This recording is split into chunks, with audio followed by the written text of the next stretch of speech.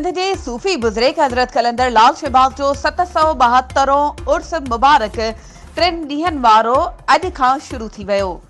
सिंध जे governor Kamran टसूरी, औकाफ़ खाते जे secretary Munawwar Ali Mahesar, commissioner Hyderabad डीसी जामशोरो अली ज़ुल्फ़कार मेमण ऐं ॿियनि कलंदर शहबाज़ जी मज़ार ते गुलनि जी चादर चाढ़े उर्स मुबारक जी तक़रीबुनि जो बाज़ाब्ता तौरु ऐलान कयो।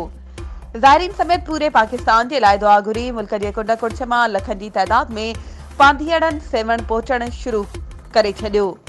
डिप्टी कमिश्नर अली ज़ुल्फ़कार मेमण जी निगरानी में ज़िले इंतज़ामिया, जामशोरो, सक़ाफ़त खाते, औकाफ़ खातो, रांदियुनि ऐं ॿियनि खातनि पारां उर्स मुबारक जा 3 ॾींहं सिंध जे सक़ाफ़ती रांदि मलाखड़े जा मुक़ाबला मुनक़िद थींदा। सुघड़नि जी कचहरी ऐं हथ जे हुनर, किताबनि जे स्टॉलनि लॻाइण समेत लोक मौसीक़ी जी महफ़िल जो पिणु एहतमाम कयो वेंदो। कलंदर लाल जी नगरी में दमादम मस्त कलंदर जूं सदाऊं बुलंद, मज़ार ते दुहिल शरणाइनि सां चादरूं चाढ़ण जो सिलसिलो जारी। सिंध जे गवर्नर कामरान टसूरी मीडिया सां ॻाल्हाईंदे चयो त 772वां उर्स हज़रत लाल शहबाज़ कलंदर का है और अल्लाह ताला ने मुझे ये सादत दी कि आज यहाँ आकर इस उर्स का इफ्तिदा किया है।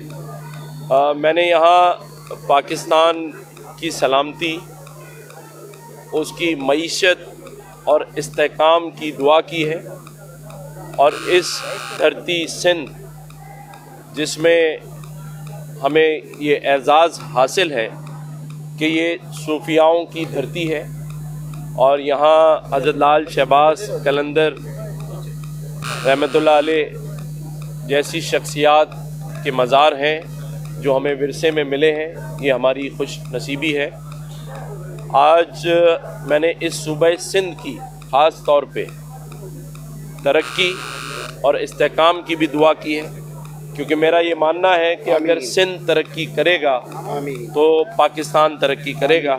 वधीक ख़बरुनि ऐं अपडेट्स जे लाइ असांजे चैनल खे सब्सक्राइब कयो ऐं हा, बेल आइकन खे प्रेस करणु न विसारिजो त जीअं असांजी हर नई अचण वारी वीडियो तव्हां ताईं पहुची